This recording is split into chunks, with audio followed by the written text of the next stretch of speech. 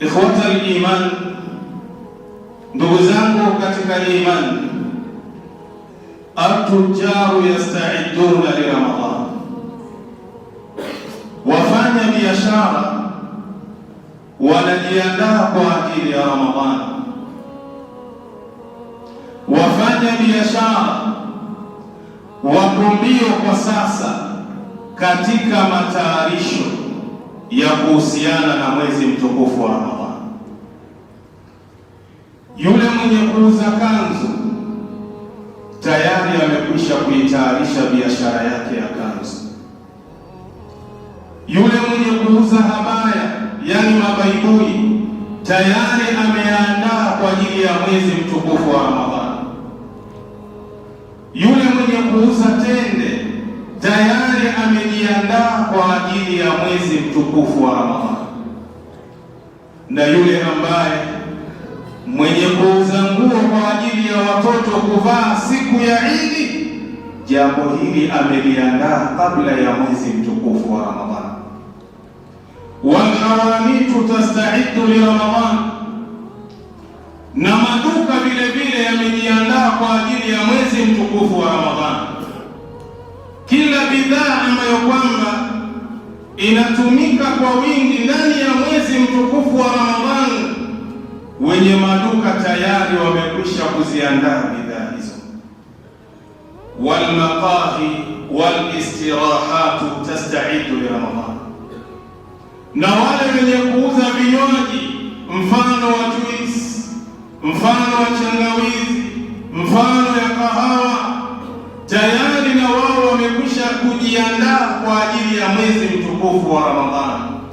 Na wale ambao wenye mambo ya starehe mbalimbali wamejitayarisha kuhusiana na mwezi mtukufu wa Ramadhani.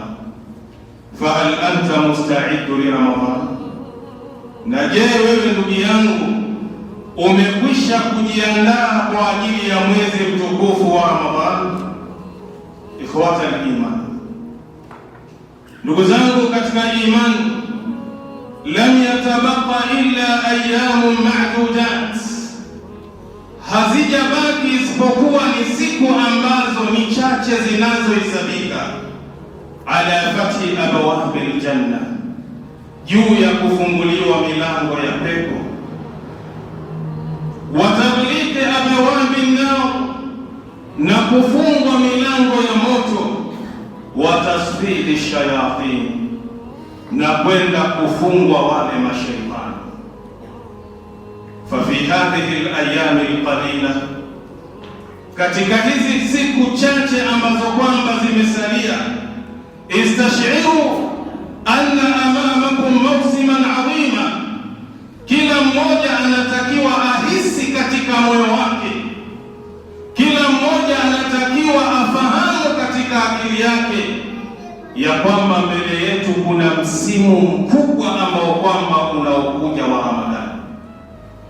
Atafritu fihi, yule ambaye ataamua kufanya uvivu na kubweteka ndani ya msimu huo, khasaratun kabira, ajue atakuwa ameipata hasara ambayo ni kubwa zaidi.